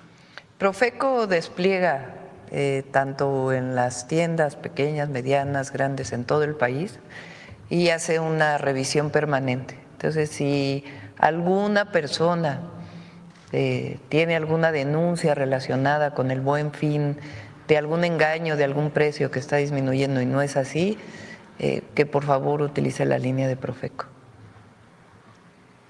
En una segunda pregunta también quisiera preguntar los resultados del Viernes Muy Mexicano. ¿Qué resultados tienes? Ya llevamos 2 meses, se ha acrecentado los pequeños comercios. A mí me gusta mucho en lo personal esta iniciativa. Adelante. Presidenta, fíjate que le ha gustado a la población. O sea, la segunda edición se empezó a sentir. La población ya buscaba los lugares donde habían los engomados. Creció la distribución de engomados. Tenemos ya 400,000 engomados repartidos en todo el país. Se movieron los registros en línea. Hubo sobre todo municipios que ahora registraron más negocios. Pero también lo que vimos es que se empezó a contagiar la población, especialmente en las comunidades y en los barrios, al buscar en los negocios que forman parte de su localidad. O sea, se ha generado conciencia de que la soberanía también se hace con la compra, y que esa compra que se hace en tu local, en tu localidad, donde te conocen por tu nombre, pues genera también recursos para que se paguen becas, para que se pague renta, para que se pague empleo, para que se paguen sueldos, ¿no? Para que suban distintos servicios. Hoy en día tenemos ya en la página de Viernes Muy Mexicano más de 25,000 negocios registrados con promociones. No los bajamos durante todo el mes, los mantenemos todo el mes y les damos un poco más de impulso con sus promociones para el último viernes. En este caso también en noviembre va a haber un último viernes que va a ser el Viernes Muy Mexicano. Esta segunda edición la enfocamos en generar que se acercaran los derechohabientes al Infonavit para gestionar su crédito de manera directa, sin intermediarios, a través de las plataformas, pero sobre todo que ese crédito lo aprovecharan y lo utilizaran para remodelar su patrimonio, para mejorar su casita, para mejorar su consultorio, su negocio. Y hubo una respuesta muy interesante. Crecieron en ciertas entidades algunos servicios. Fíjense, en lugares que son turísticos, creció en gran parte la parte de registro de negocios que tiene que ver con ferreterías, con servicios de pintura, con productos que están enfocados en mejora del hogar. Y en otras partes que pudiéramos pensar que son más industriales, creció los restaurantes, los servicios de hospitalidad también se subieron médicos. O sea, no nada más se está contagiando al comerciante, al que está en las localidades. Este mes vamos a extender la cobertura y vamos a repartir más de 150,000 engomados más. Y las cámaras de comercio están saliendo a través de la estructura que tenemos para ir repartiendo los engomados e invitando a que se registren. ¿Qué te ayuda a que tu producto sea visible? O sea, no nada más es el objetivo de que logres hacer la compra, sino también tú buscas el propósito de que se puedan ver. Y estamos subiendo productores, fabricantes, y con las plataformas digitales empezamos a implementar un mecanismo para ayudarles a vender. Entonces está siendo muy interesante porque los artesanos, los que tienen hecho en México, pero también hay hecho en Veracruz, Herencia, Tabasco, hay distintos distintivos del país, están aprovechando estos mecanismos para promover. Y va creciendo. ¿Qué tuvimos testimonios? De los negocios que subían, decían en las páginas y nos mandaban, ya vendí, y me buscaron y me encontraron, y también de compradores. O sea, es muy solidario el negocio familiar y es muy solidaria la comunidad. Sí ha sido un éxito. Y sí, también en estos casos, así como en el Buen Fin, Profeco es una gran plataforma para estar vigilando. Profeco venía en la presentación, se mencionaba que tiene un comparativo de precios para el Buen Fin, en donde se pueden estar revisando y comparando los precios. Nosotros replicamos ese trabajo que hace Profeco con toda su estructura, y la realidad es que es un trabajo que hacen muy bien y ha sido muy, muy activo por parte del procurador. Gracias. Muchas gracias. Gracias, Presidenta. Por último, quisiera preguntar, Presidenta, dos empresas controlan el 90% del mercado de la harina de maíz. Estas empresas pues, son grandes consumidoras es su materia prima, el maíz blanco, y lo están comprando pues, muy abajo del precio por su actitud monopólica.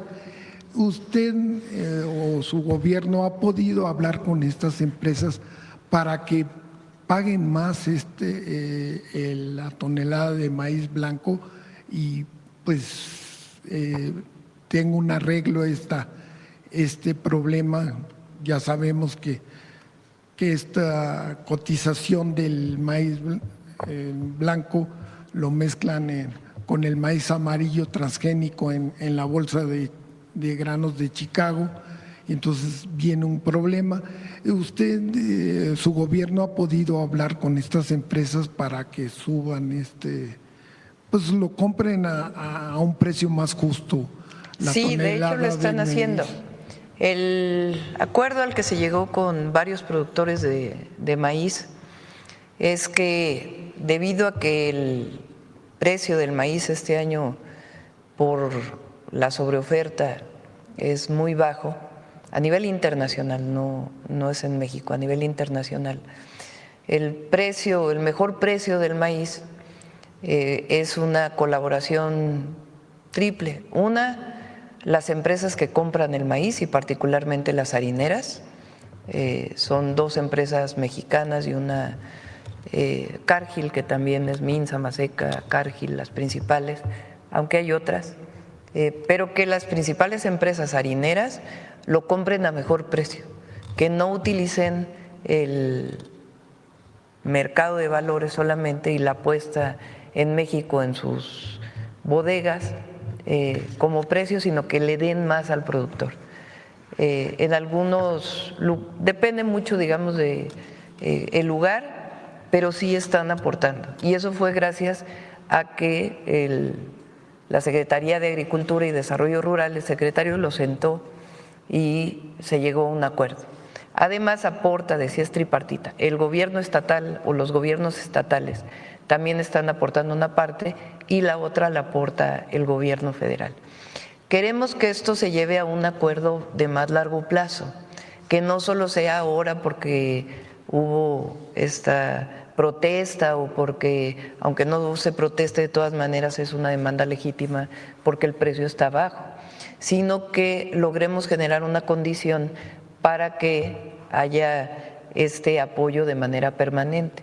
Y estamos trabajando ya, incluso se puede llevar a nivel de ley, pero por lo menos en un acuerdo que se sostenga en el largo plazo. Esa es parte de lo que estamos trabajando. Además, el gobierno de México apoya en 2 o 3 programas principales. Uno es Producción para el Bienestar, un apoyo anual de una vez que se le da a cerca de 2 millones de pequeños productores de maíz principalmente, aunque no solo, pero la gran mayoría es maíz. La otra es el fertilizante gratuito, que hoy es producido por Pemex. Pemex, SADER le compra a Pemex el fertilizante y se distribuye de manera gratuita a pequeños productores, principalmente de maíz. Y además está el programa Sembrando Vida. Entre los 3 programas, Sembrando Vida tiene cerca de 39,000 millones de pesos, Producción para el Bienestar cerca de 16,000, si mal no me acuerdo, y alrededor de 17,000 fertilizantes. Ese es el apoyo que se está dando al pequeño productor. Además de eso, la próxima semana espero lo presentemos, es un proyecto que venimos trabajando con especialistas del maíz, con productores, con defensores de Sin Maíz No Hay País, para poder apoyar todavía más al maíz nativo, al maíz blanco, el maíz criollo, a todas las razas, variedades de maíz que se producen en México para que no se pierdan. Y este programa lo vamos a presentar ya muy pronto, que es un apoyo adicional a través de distintos mecanismos que permitan que el productor de maíz, para su autoabasto y para el mercado, pueda tener un precio justo de su producto. Entonces, eso es muy ambicioso y sí, se le está exigiendo a las empresas harineras que sean parte de este acuerdo de precios más justos. Muchas gracias. Sí. Vamos. A ver, vamos. A ver, Alma, que hace rato que no preguntas. Presidenta, yo quisiera preguntarle a la Secretaría de la Mujer o usted misma si tienen datos de cuántas denuncias por acoso se han presentado a nivel nacional y si hay una estimación de cuál sería la cifra negra, porque ahí es donde se refleja también la problemática. INEGI tiene una encuesta, ¿tienes los datos, el número de denuncias? Sí, hay en lo que va del año 25,070 denuncias por abuso sexual en concreto. Siempre hay una cifra gris, por supuesto, pero por eso parte de esta campaña que la presidenta nos ha solicitado de que las mujeres sepan que pueden denunciar y que deben denunciar para poder acompañarlas en estas violencias. Y de esas denuncias, ¿cuántas llegan a término o cuáles son las que se atienden? Bueno, son en realidad 25,000 carpetas ya abiertas, ¿no? Seguramente denuncias hay más, pero ya como carpetas de investigación que inicia todo el proceso son 25,000. ¿Y sabe usted, secretaria, cuántos acosadores han sido detenidos a partir de estas querellas? No tengo el dato a la mano, pero lo conseguimos y se los mandamos. Gracias. Ahora, del INEGI tiene una encuesta donde dice que 45% de las mujeres ha vivido un abuso en México, o sea, prácticamente la mitad. Y lo que queremos con este proyecto no es solamente, digamos, en el papel. Una mujer que vive un abuso en su camino al trabajo, durante el transporte público, en la calle, muchas veces no denuncia porque lleva tiempo. Primero, porque no necesariamente le reciben la denuncia del Ministerio Público. Y después ella tiene que trasladarse al Ministerio Público, dar su información y no necesariamente puede llevar una prueba, sino sencillamente su dicho.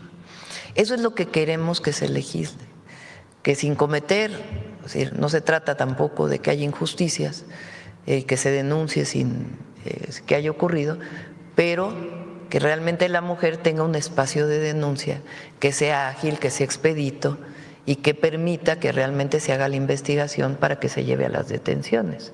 Ese es el objetivo de hablar con las fiscalías, de trabajar con las legisladoras, para que realmente se legisle y sea real, que la mujer no se sienta sola en nuestro país y que haya un sistema de justicia que la respalda.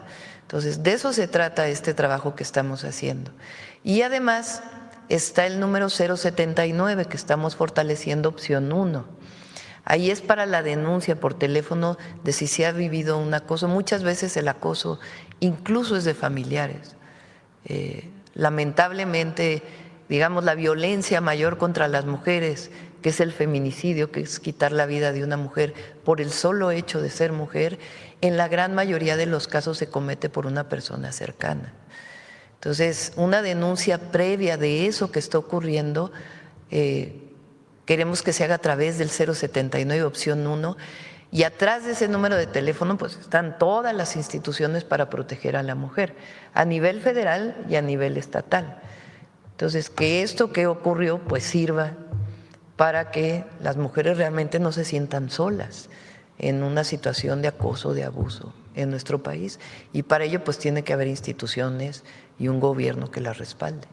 Presidente, en su caso, son 10 días para que pueda ratificar la denuncia, si no mal recuerdo. ¿Usted ya tiene previsto cuándo iría y en dónde sería? Sí, ayer pregunté a la fiscal, está por decirme, envié una carta con pues todo como son las denuncias penales, explicando todo el caso, y la fiscal de la Ciudad de México, la Fiscalía de la Ciudad de México, está por comentarme si hay que ratificar y cuándo hay que ratificar y cómo. Muchas gracias. Retomando el tema de los productores de maíz, se reactivaron también bloqueos. El acuerdo ha sido con 3 estados, si no mal recuerdo.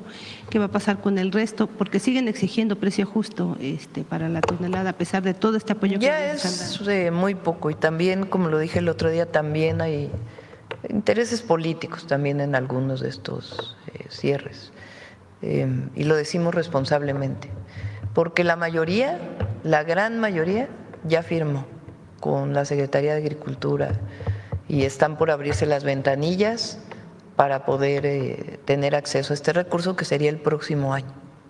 Es decir, ya no puede haber mayor apoyo por el momento para todos aquellos que siguen exigiendo. No, es el apoyo que hemos establecido y es un esfuerzo muy importante que estamos haciendo para poder apoyar a los productores.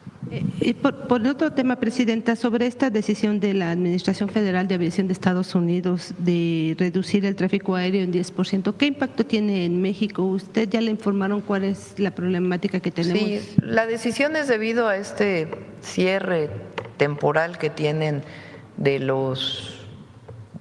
gobierno federal, que no sabemos cuánto va a durar, y le pedí hoy en la mañana al secretario de Infraestructura, Comunicaciones y Transportes que nos pudiera hacer una revisión.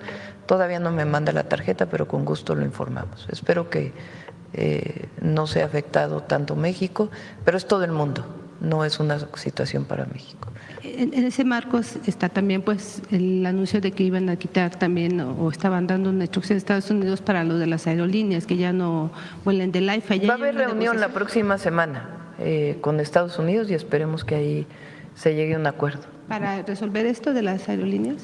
Para resolver el tema del AIFA, ¿se acuerdan? Sí. Que el tema de la carga en el AIFA y que estaban planteadas una serie de sanciones. Va a haber una reunión la próxima semana y esperemos que ahí se entienda cuál es la problemática de fondo y se puedan llegar a acuerdos. Por mi parte, solo quisiera preguntarle, en el caso de Movistar, anuncia que sale de México o tiene una intención, pero también tiene un adeudo millonario que con un amparo también la antigua Corte pues había quedado ahí pendiente. ¿Cuál es la exigencia que le haría a esta empresa? Es mucho dinero lo que deben también. Vamos a pedir una tarjeta para que nos digan en qué situación estaba en este momento para poderlo informar. Gracias. A ver acá. Sí, gracias, Presidenta. Demián Duarte, de Sonora Power, la revolución que llegó del norte. Presidenta, le tenemos que preguntar sobre la situación de lo que ocurrió el 1 de noviembre en Hermosillo. Mire, este asunto pues, ha ido creciendo en términos de lo que es la indignación popular en la capital de Sonora. Usted tiene los datos, hubo 23 personas que lamentablemente fallecieron, hay 12 personas heridas, incluso una persona ayer por instancias del gobierno de Sonora fue trasladada a una clínica especializada en Phoenix, en quemaduras. Ahora, el tema es que ayer el gobernador Alfonso Durazo ofrece un mensaje a la comunidad, a la sociedad sonorense, donde habla de que se va a hacer justicia y que se va a conocer la verdad de fondo en este asunto, aunque duela. Esas fueron las palabras del gobernador. El clamor popular dice en Hermosillo que pues, este tema tiene que ver con negligencia criminal, que tiene que ver con corrupción, y me llamó la atención por ahí un dicho de uno de los líderes del comercio organizado, y aprovecho que está aquí Octavio de la Torre para ver si nos puede comentar al respecto, de que el 90% de los comercios, por lo menos en el centro de Hermosillo, no tienen actualizada la norma de protección civil. Esto es muy grave, evidentemente, porque nos pone en riesgo a todos. Imagine usted, vamos a comprar alimentos, ropa, cualquier cosa, a los negocios, comercio establecido con la confianza de que están aplicando la norma de protección civil y evidentemente pues no se está aplicando.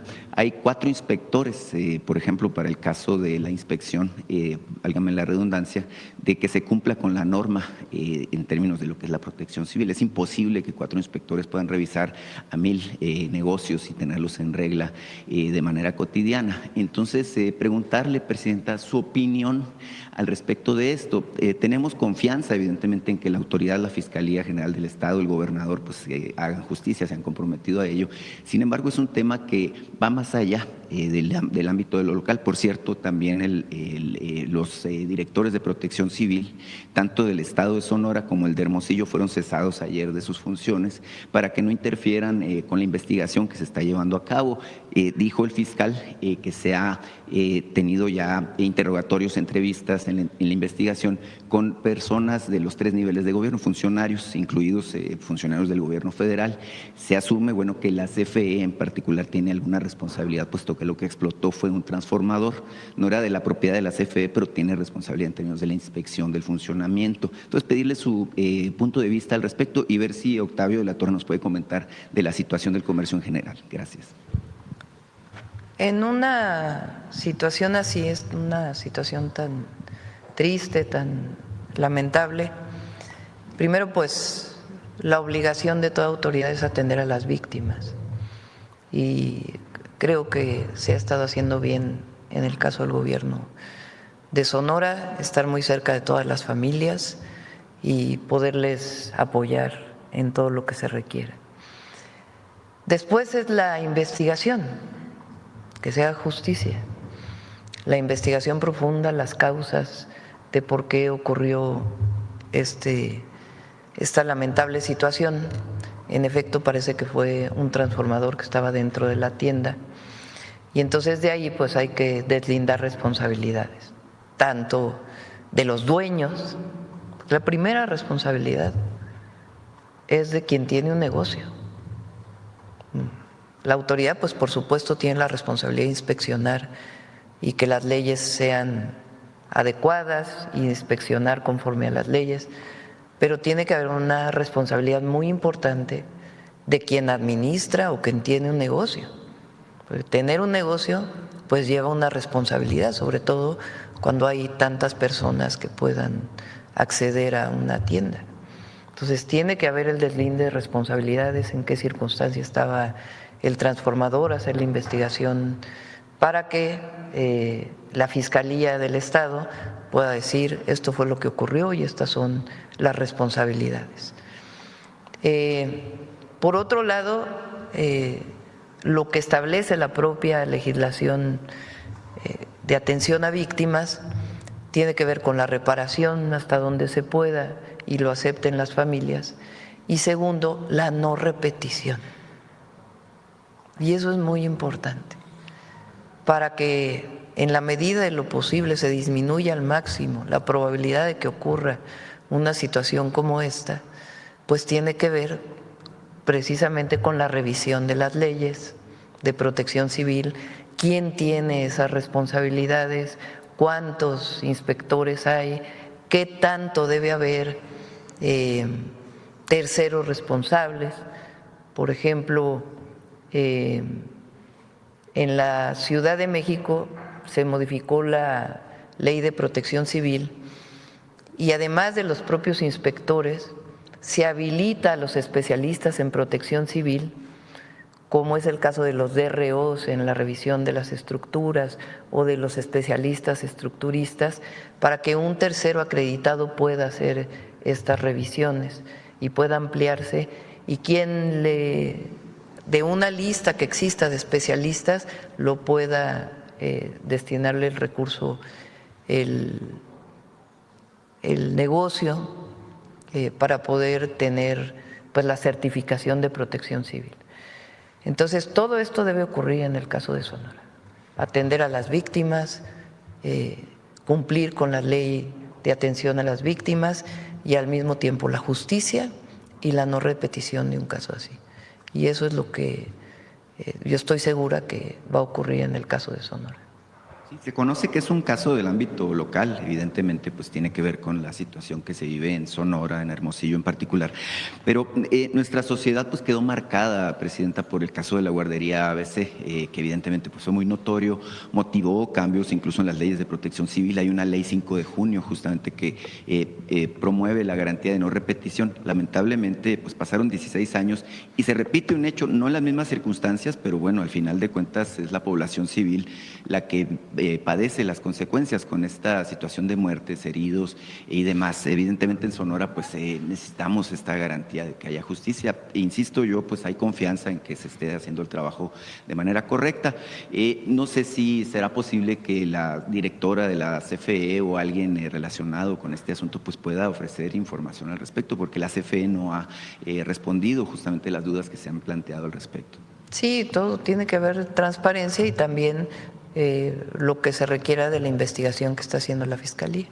¿Cómo no? En otro tema, Presidenta, mire, le quiero plantear un asunto que tiene que ver con salud, en Hermosillo en particular, pero es un tema que atañe a toda la región noroeste.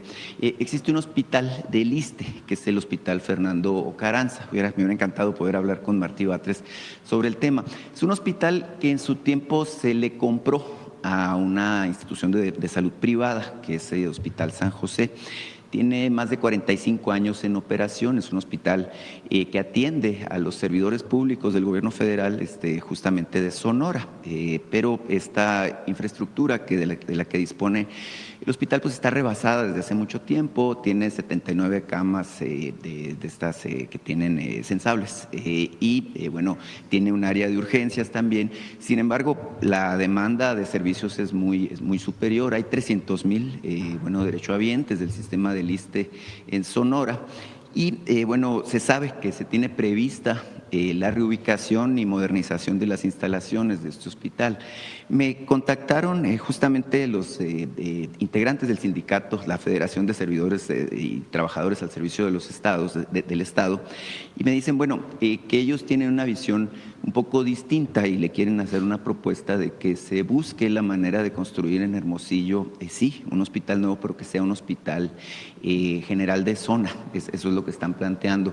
¿Por qué? Dicen, porque actualmente la posibilidad que tienen ante la sobredemanda que hay de este servicio es trasladarse a Sinaloa, a Culiacán en particular, con las complicaciones del caso y con los riesgos, que ellos asumen que hay respecto a su seguridad.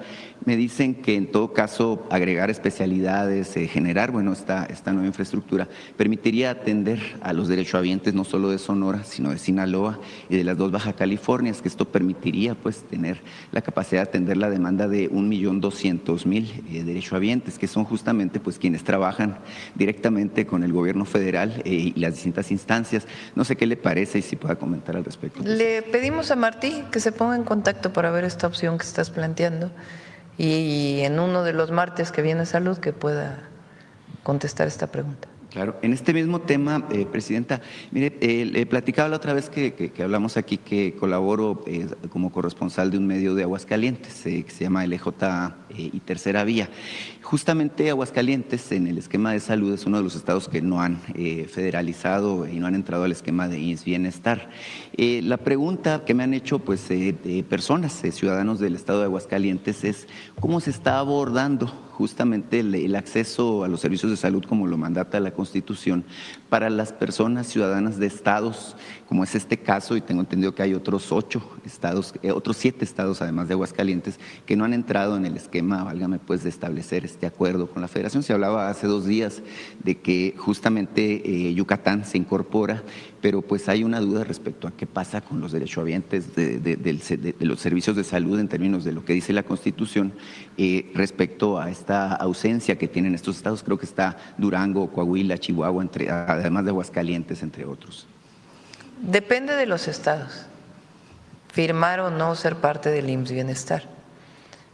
Siempre es mejor ser parte del IMSS Bienestar, tienen acceso a basificación los médicos, a más recursos, porque se incorporan los recursos federales con los estatales y eficientar pues muchísimos procesos.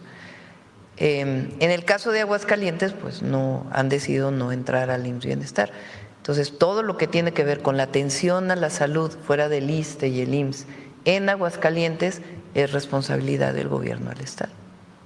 Sí, cómo no. Bueno, es un tema importante, evidentemente, porque pues los ciudadanos al final... Va a presentar, lo iba a presentar este martes, pero no había terminado el estudio. Alejandro, salió ahí en un medio de que es mejor el servicio de los estados que no tienen IMSS Bienestar, pero eso es falso. Alejandro iba a presentar 3 gráficas, le dije mejor que sea completo, y lo va a presentar. Este martes viene seguridad y luego viene salud, y se va a presentar este estudio de cómo diferentes indicadores oficiales que incluyen a todos los estados muestran que son mejores los servicios de salud del IMSS Bienestar que los que no están inscritos al IMSS Bienestar. Claro, es importante el tema, puesto que al final del día los ciudadanos de esos estados pues no tienen la culpa, ¿no?, de la afiliación política o partidista del gobierno que esté en el momento pues en esas entidades, ¿no? Entonces, obviamente, es una inquietud reiterada. Pero es una decisión de los gobiernos. Sí, cómo no. Presidenta, por último, mire, le quiero plantear un tema sobre ferrocarriles. Hay un asunto muy interesante de la línea ferroviaria de Coahuila a Durango. Es una vía férrea de casi 1,000 kilómetros de extensión que fue concesionada en 1998 por un periodo de 30 años. Mire, es interesantísimo porque los concesionarios son socios en 50%. Uno es Industrias Peñoles, esta compañía minera, y por la otra mano está Grupo Acerero del Norte, que es la controladora AMSA. Sabemos que esta controladora pues ha estado en problemas, controlada por Alonso Ancira, por cierto, y que está en proceso de liquidación. Bueno, decirle que se vence esta concesión justamente en el año 2028 y que parte de los compromisos de los concesionarios es regresarlas en buen estado y con capacidad operativa. Estas vías, bueno, pues actualmente están realmente muy dañadas, prácticamente han sido saqueadas incluso para venderlas como ferro viejo, pues lo que son las vías del ferrocarril y otros elementos.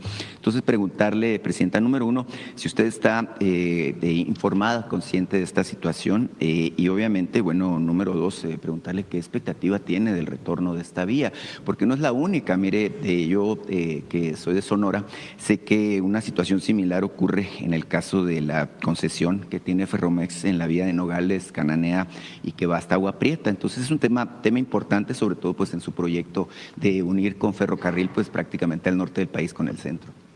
Vamos a invitar sí lo estamos trabajando.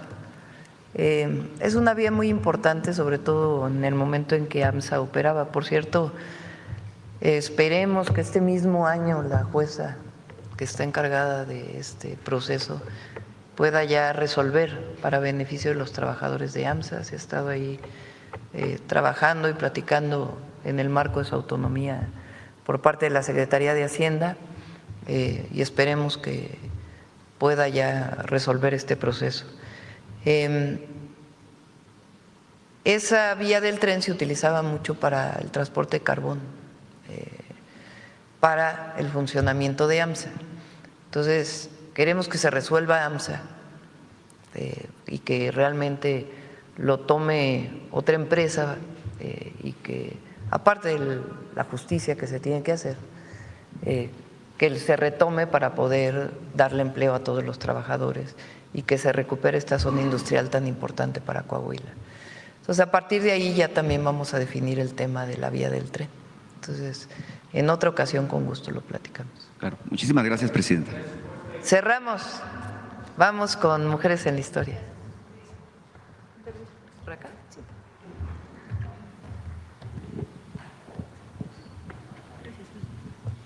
Buenos días nuevamente. Pues iniciamos el mes de noviembre y, como comentaban hace un momento, un aniversario más del inicio del proceso revolucionario en nuestro país. Así es que dedicaremos la cápsula del día de hoy a las mujeres que se levantaron antes de 1910. Esto va a ser fundamental que lo abordemos, porque si bien tenemos en el imaginario a las mujeres que se incorporan a los campamentos de los revolucionarios, a las ideas, a la propaganda, vamos a ver cómo desde una década antes se fue cimentando este camino de lucha, sobre todo a través de las publicaciones. Tenemos aquí un fragmento de Blanca de Moncaliano, que se publicó en Regeneración. Regeneración fue un periódico fundamental en este proceso previo al llamado de las armas en 1910. Me gustaría también compartir con ustedes un fragmento de un texto de Andrea Villarreal, 1909. Veamos a lo que nos invita. Hay que hacer de la carne de explotación y servidumbre espíritu de libertad y de justicia. Hay que hurgar en el pecho de los resignados hasta hacer aparecer a los descontentos. El mundo tiene congestión de esclavos y anemia de luchadores, y un estado así tan miserable no debe prolongarse más. Y ya que muchos hombres permanecen de rodillas, nosotras nos levantaremos y haremos que ellos se pongan también de pie. Venimos a buscar libertad para nosotras y también para nosotros. Y bueno, también dentro de las publicaciones hacían mucho énfasis en el papel de las mujeres. Aquí se le invitaba a las mujeres a educar a las hijas, a los hijos, sobre todo ya sin dogmas. Conozcamos la participación de las mujeres en las publicaciones del periódico Regeneración. Regeneración. El periódico antiporfirista y revolucionario fundado por los hermanos Flores Magón vio la luz el 7 de agosto de 1900 en la Ciudad de México y su último número fue publicado en 1918. A lo largo de sus distintas etapas, este periódico contó con la colaboración de mujeres que escribieron o apoyaron activamente en su emisión. Se trataba de integrantes del Partido Liberal Mexicano que combinaron sus actividades de militancia política con tareas de cuidados y organización. Juana Belén Gutiérrez, Elisa Acuña y Dolores Jiménez y Muro fueron algunas de las colaboradoras cruciales durante los primeros años de Regeneración, aunque más tarde se distanciarían del Partido Liberal Mexicano. La publicación tuvo 4 etapas, pero solo una, la primera, tuvo sede en México. Las demás fueron emitidas desde Estados Unidos, debido a que sus fundadores y colaboradores se exiliaron en ese país al ser perseguidos por el régimen porfirista. Regeneración fue un importante espacio de denuncia de los abusos contra los trabajadores y de articulación política en la lucha revolucionaria. A través de sus páginas, se publicó el programa del Partido Liberal Mexicano en 1906, uno de los planes sociales más destacados que influyeron en el desarrollo ideológico de la Revolución Mexicana. Entre las simpatizantes de Regeneración había obreras, trabajadoras del hogar, profesoras, periodistas, madres y esposas, aunque algunas sobresalieron más por haber sido cercanas al grupo dirigente, como Concepción Rivera, Andrea y Teresa Villarreal, así como Lucía Norman y María Brus Talavera, quien además fue pareja sentimental y soporte vital de Ricardo Flores Magón durante sus periodos de reclusión en la cárcel. Ellas escribieron notas, organizaron clubes de discusión política para mujeres y mítines.